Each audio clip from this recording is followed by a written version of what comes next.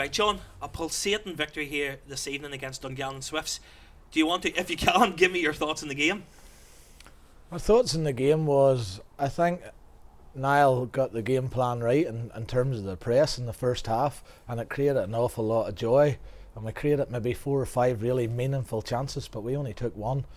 And you're coming in at half time, and we've had it before, as you know, in a couple of games where we've created a lot of chances, Ballymena as well. You're coming in at 0-0, and you're thinking, this might not be our day. And as you say, it always happens. Dean managed to change maybe a bit of tactical tweaking and change their shape a little bit, and they caused us a few more problems, and it became a bit end to end for a period, because as good as you can be, there'll always be 20 minutes of a game where the other team has a spell. And I have to give the players immense credit. I thought they rode out Dungannon spell really well, and we always carried a threat. Unfortunately for my heart and everybody else's, we managed to get the important goals and get the 3 points.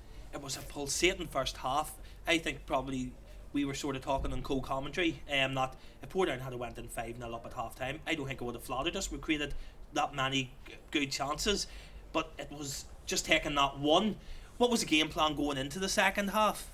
Game plan going into the second half was, we've experienced obviously since we've come in, we've played halves at times, as I would say. You know, first halves we've come out and looked very good, and in the second half it's a very, very different performance. And Niall's conscious of that, obviously, because he knows what he's doing, and he's just reminding the players that the job's never over. And I think when you consider, sometimes whenever you put in that level of an effort in terms of the press and in terms of your counter-attacks and the way you build up and bodies flowing into the boxes and 60-70 yard sprints for 40 minutes, sometimes it takes a wee bit much out of the leg, and a team gets a foothold in the game, and they maybe get that chance and that goal, and it changes everything.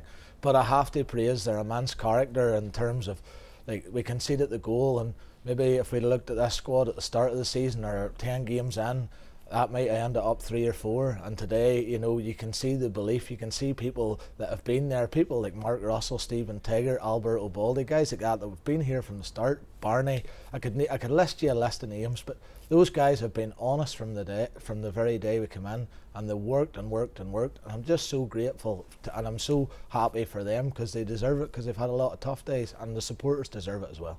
Yeah, Paul McElroy, obviously the hero of the evening, grabbing the hat trick, but like you said, there was performances all over the field. I think it was one moment that I saw was, it looked like the ball was away in this far corner, and Mark Russell charged it down from nowhere and earned Portadown a corner. It's that sort of commitment and endeavour over these past 2 weeks that have got Portadown back into the position they're in, isn't it? I think we saw it against Ballymena as well. I know we kind of always look at the games you win, but we tend to focus, Niall has always drummed into us over the years, that we focus on performances and we let results look after themselves. And I thought, actually, bar a few individual errors against Cliftonville, that same intensity has been there for the last four games.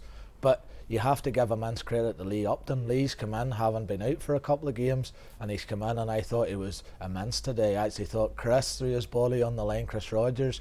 Barney was fantastic, Mark Russell, and as well Lee Chapman. I thought Lee never missed a beat and worked extremely hard. And sometimes when you're watching a game of football, you tend to be focused on the ball, and we don't see the work that's going on behind the scenes. And I thought the wing backs worked really unselfishly for 90 minutes.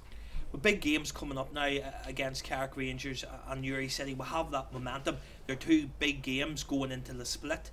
Just how important are the support going into that, John, and the support to give here this evening? Absolutely massive. But do you know what struck a chord with me? We were beaten in our first game 3-0 away at Coleraine, and there was maybe 150, 200 Portadown fans who sang us off, clapped us off, and I thought, this is a good place to be.